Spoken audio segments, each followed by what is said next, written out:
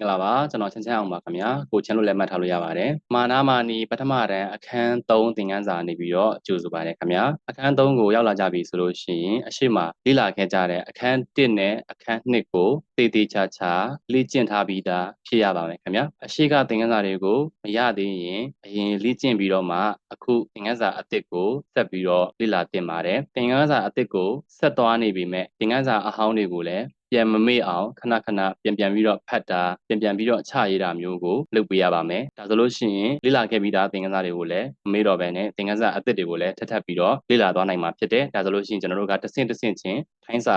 စာအရေးအဖက်ကျွမ်းကျင်လာအောင်လေ့ကျင့်သွားကြရမှာဖြစ်ပါတယ်ခင်ဗျာနောက်တစ်ခုကဇက်တိုက်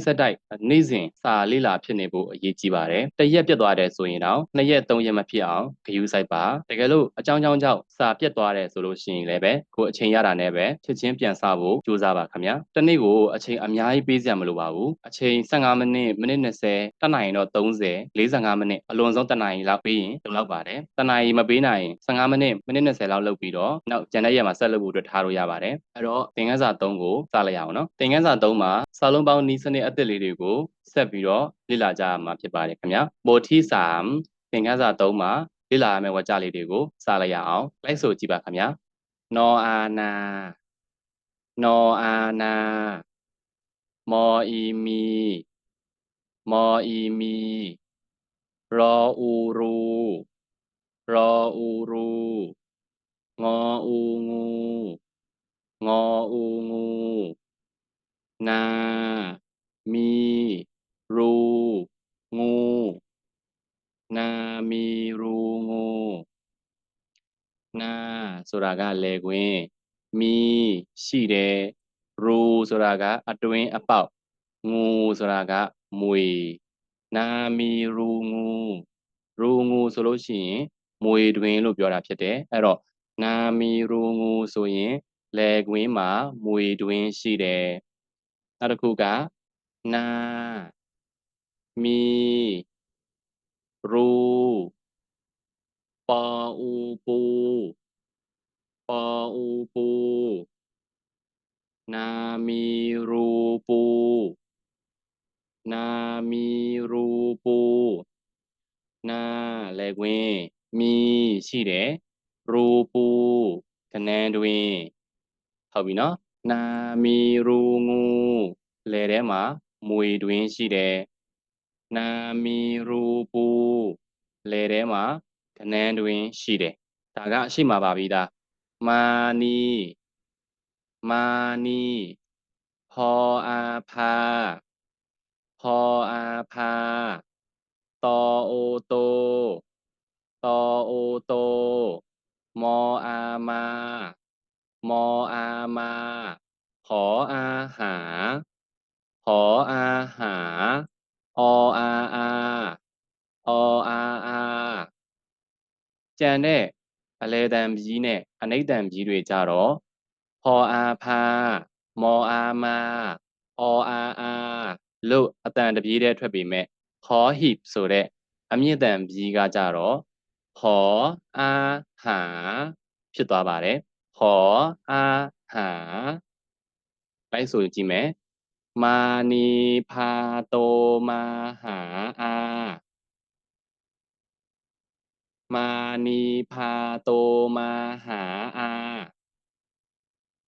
မာနီဆိုတဲ့ကောင်မလေးကဖာโตမာအလဲကโตခဏဖယ်ထားမယ်ဖာမာဆိုလို့ရှိရင်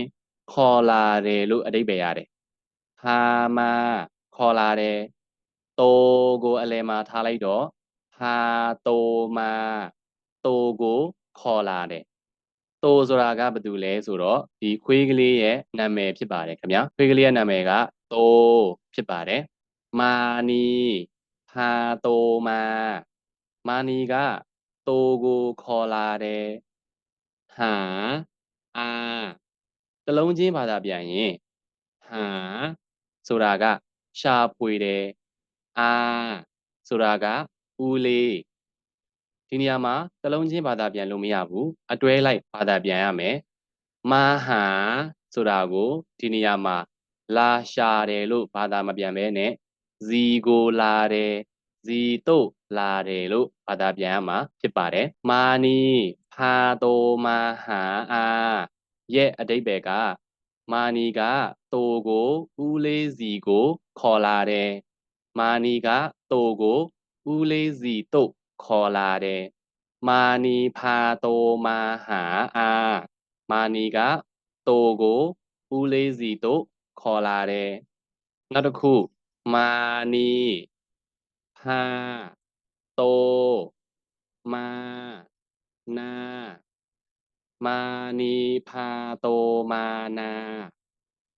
မာနီဖာတိုမာနာ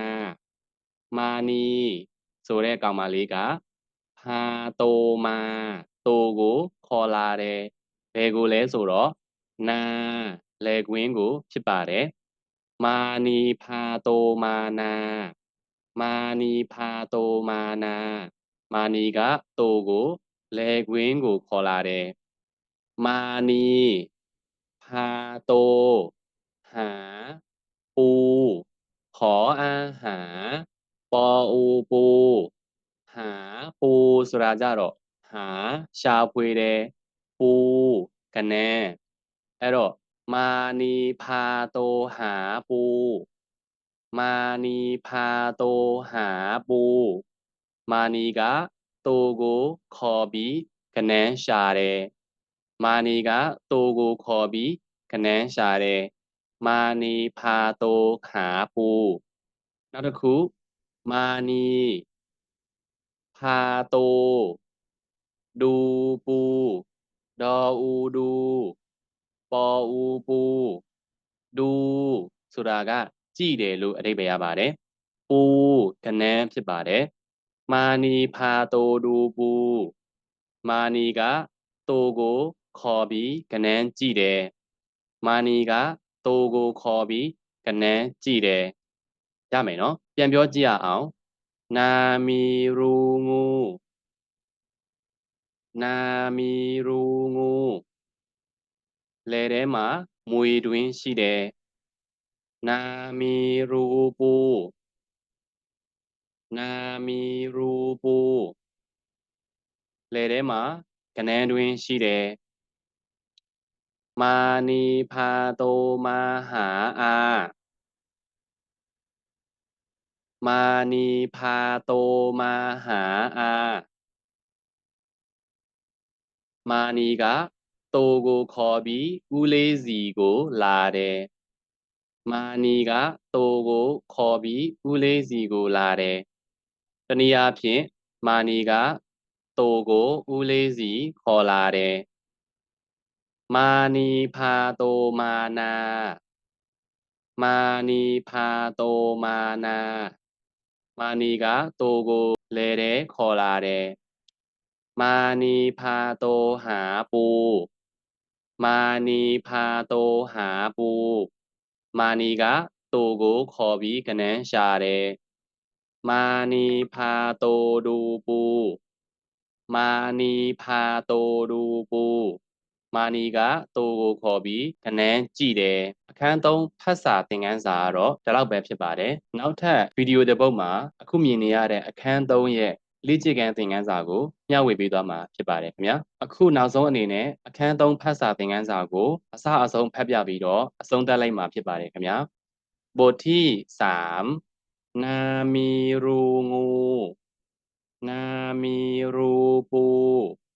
มานีพาโตมาหาอามานีพาโตมานามานีพาโตหาปูမာနီဖာတိုဒူပူ